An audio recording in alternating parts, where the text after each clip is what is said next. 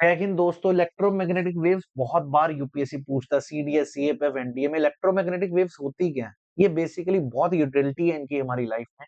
Gamma rays, X rays, UV rays, visible, infrared, microwave, radio wave, ये 7 waves हैं जिनको electromagnetic कहते हैं। इलेक्ट्रोमैग्नेटिक क्यों? क्योंकि इनकी इलेक्ट्रिक फील्ड और मैग्नेटिक फील्ड आपस में परपेंडिकुलर, और इन दोनों के परपेंडिकुलर होगी इसकी प्रोपगेशन। आई होप एग्री, आप सभी लोग समझ पाए।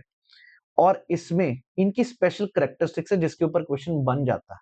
याद रखिए ये ट्रांसवर्स वेव्स हैं क्योंकि लाइट भी इसी का पार्ट है। विजिबल, जब मैं बात करूं gamma, x, UV, visible, infrared, microwave, radio wave, तो ये जो विजिबल है यही विबग्योर होता है, और लाइट आपको पता है ट्रांसवर्स, ये सारी इलेक्ट्रोमैग्नेटिक ट्रांसवर्स होती हैं।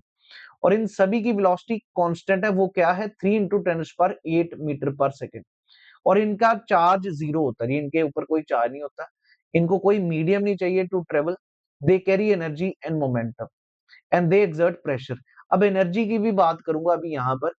अगर आपको ये दिख रहा है, सबसे पहले गामा रेज है, फिर एक्स रेज है, UV, infrared, microwave, radio wave, and then this radio wave यहाँ पर।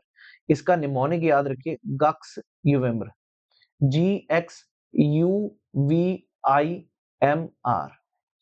अगर आपको ये याद हो गया तो बहुत काम आएगा, GXUVIMR।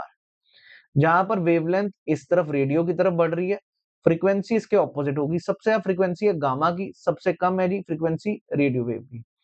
और एनर्जी भी फ्रीक्वेंसी के साथ ही चलती, क्योंकि E is equal to H V होता है, जिसका सबसे फ्रीक्वेंसी उसका उसका ज्यादा एनर्जी।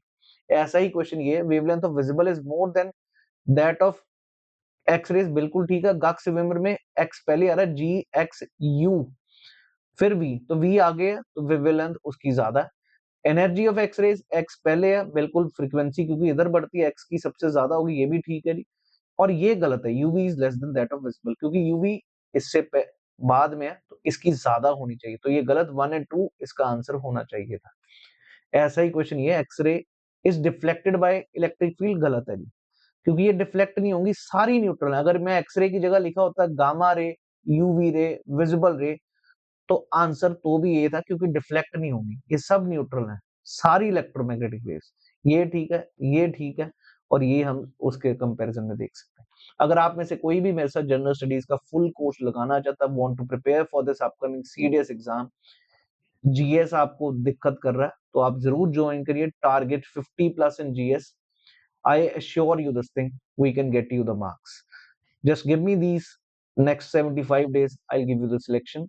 So अगर आप में से कोई भी जुड़ना चाहता है इस कोर्स में, इस कोड को लगाइए और ज्वाइन करिए। थैंक यू, जय हिंद।